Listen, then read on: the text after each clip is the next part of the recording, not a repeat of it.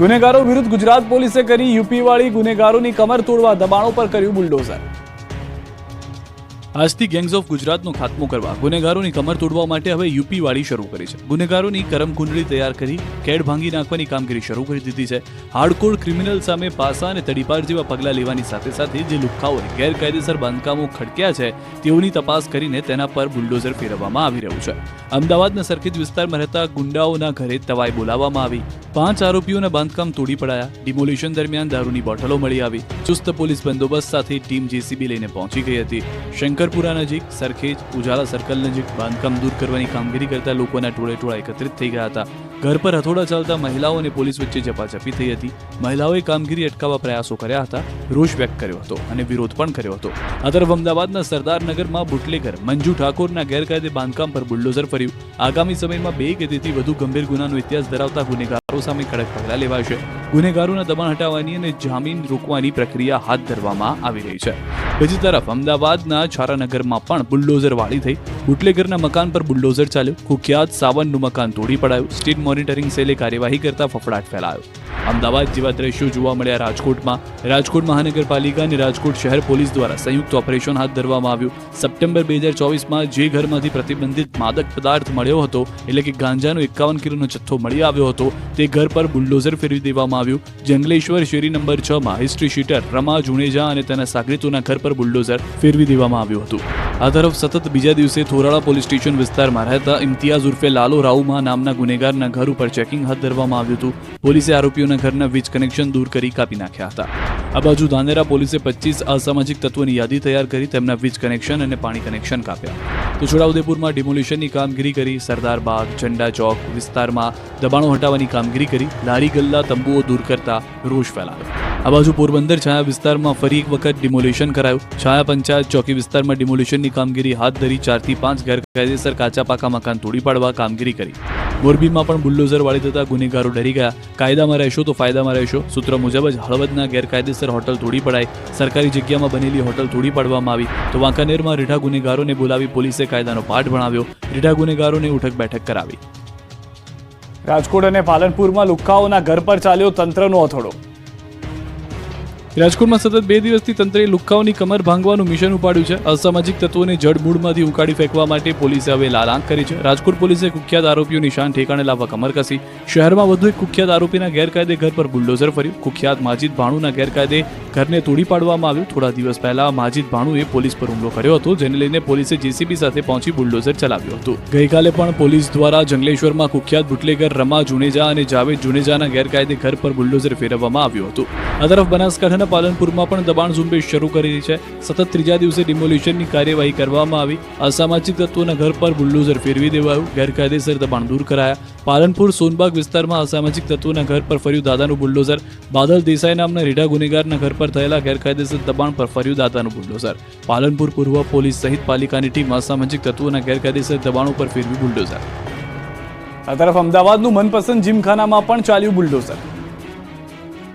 અમદાવાદમાં ગુંડાઓનો હિસાબ હવે બરાબરનો થવા લાગ્યો છે। જાહેરમાં આતંક મચાવતા લુખ્ખાઓના ઘર પર હથોડા ચલાવવામાં આવી રહ્યા છે, ત્યારે જે લુખ્ખાઓએ ગેરકાયદે બાંધકામો ખડક્યા છે તેના પર બુલડોઝર ફેરવી દેવાયું છે। ત્યારે દરિયાપુર મનપસંદ જીમખાના ક્લબના બિલ્ડિંગમાં તંત્રએ સફાયો કર્યો હતો। આ સમગ્ર બિલ્ડિંગમાં જુગારધામ અને દારૂની પાર્ટીઓ ચાલતી હોવાની જાણકારી મળતા જીમખાનામાં ડિમોલિશન કરાયું હતું। સવારથી જ મનપાની ટીમ પોલીસ સાથે જેસીબી લઈને પહોંચી ગઈ હતી। ગેરકાયદે બાંધકામને દૂર કરવાની કામગીરી કરતા આ વિસ્તારમાં સન્નાટો વ્યાપી ગયો હતો। જીમખાનામાં ગેરકાયદેસર બાંધકામ તોડાયું। જીમખાનાનો 3જો માળ ગેરકાયદે મંજૂરી વગર ખડકી દેવાયો હતો, જેને જમીનદોસ્ત કરાયો। જીમખાના ક્લબમાં 3જા માળે શેડ બનાવીને આખો રૂમ ઊભો કરવામાં આવ્યો હતો। વર્ષ 2019માં મધ્ય ઝોનના એસ્ટેટ વિભાગે ગેરકાયદે શેડ ઊભો કરેલો હતો, જે મામલે નોટિસ આપી હતી, પરંતુ ત્યારે તોડવા માટે પોલીસ બંદોબસ્ત ન આપવામાં આવતા બાંધકામ તોડવામાં આવ્યું નહોતું। હવે એસીબી કક્ષાના અધિકારી અને 2 પીઆઈ સાથેનો પોલીસ બંદોબસ્ત ફાળવી બાંધકામ તોડવામાં આવ્યું છે। બનાસકાંઠામાં બુટલેગર અને પોલીસ વચ્ચે ઝપાઝપી। બનાસકાંઠામાં બુટલેગર અને પોલીસ વચ્ચે ઝપાઝપી થઈ હતી। મગરવાડામાં બુટલેગરો દ્વારા ખુલ્લેઆમ દેશી દારૂ વેચાતો હોવાની જાણકારી પોલીસને મળી હતી, જેના આધારે પોલીસે બુટલેગરના અડ્ડાઓ પર તવાઈ બોલાવવા માટે પહોંચી હતી। ત્યારે દરોડા પાડવા ગયેલી પોલીસ અને બુટલેગર સામસામે આવી ગયા હતા। મહિલાઓ સહિતના લોકોએ પોલીસને કામગીરી કરતા રોકી હતી, જોકે પોલીસે 72 લીટર દેશી દારૂ, 20 લીટર વોશનો જથ્થો જપ્ત કર્યો હતો। 14,900નો મુદ્દામાલ પકડી પાડ્યો. સાથે જ એક સગીર સહિત 9 બુટલેગર સામે ફરિયાદ નોંધી હતી તો 2 લોકોના ગેરકાયદે વીજ કનેક્શન કાપી નાખ્યા હતા. આ બાજુ રાજકોટના જેતપુરમાં દારૂબંધીના ધજાગરા ઉડ્યા હતા. ખુલ્લેઆમ દેશી દારૂના વેચાણ થતું હોવાનો વિડીયો વાયરલ થયો છે. દ્રશ્યોમાં જોઈ શકાય છે કે જેતપુરના ચાપરાજપુર રોડ પર દારૂનું ધૂમ વેચાણ થઈ રહ્યું છે. કેબિનોની આડમાં દેશી દારૂનું ધૂમ વેચાણ થઈ રહ્યું છે. કોઈ દારૂ લઈ રહ્યું છે. હવે પોલીસ ગેંગ્સ ઓફ ગુજરાતની કમર ભાંગશે, ગુંડાઓ પર પોલીસની તવાઈ.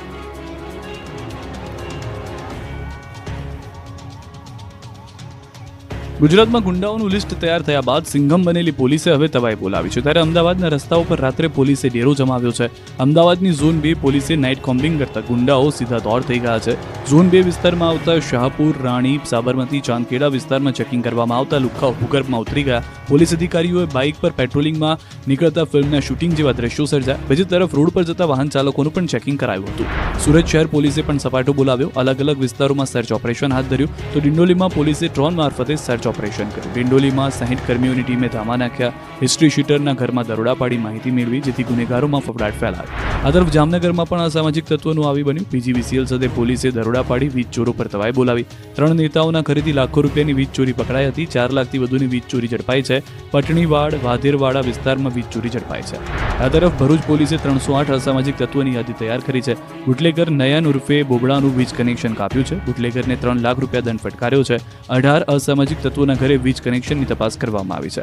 આ તરફ ગીર સોમનાથ પોલીસ દ્વારા 135 ગુનેગારોની યાદી તૈયાર કરી તવાઈ બોલાવાઈ છે. 135 ગુનેગારો પૈકી 25 વિરુદ્ધ અટકાયતી પગલાં લેવાયા છે, જ્યારે કેટલાક ગુનેગારોના ઘરમાં તપાસ હાથ ધરાઈ છે. તપાસ દરમિયાન 3 ગુનેગારોના ઘરમાંથી 5 હથિયાર મળી આવ્યા. બોટલમાં પેટ્રોલ નહીં આપતા ખેડાના પેટ્રોલ પંપ પર છરીઓ ઉડી. પ્લાસ્ટિકની બોટલમાં પેટ્રોલ ન આપતા બવાલ થઈ ગઈ. નડિયાદમાં VKV રોડ પરના કુબેર પેટ્રોલ પંપ પર કેટલાક લુખ્ખાઓ પ્લાસ્ટિકની બોટલ લઈને પેટ્રોલ ભરાવવા માટે આવ્યા હતા. ત્યારે નિયમ મુજબ પેટ્રોલ પંપના કર્મચારીએ બોટલમાં પેટ્રોલ ભરી આપવાની ના પાડતા 4 થી 5 અસામાજિક તત્વોએ ધમાલ મચાવી હતી.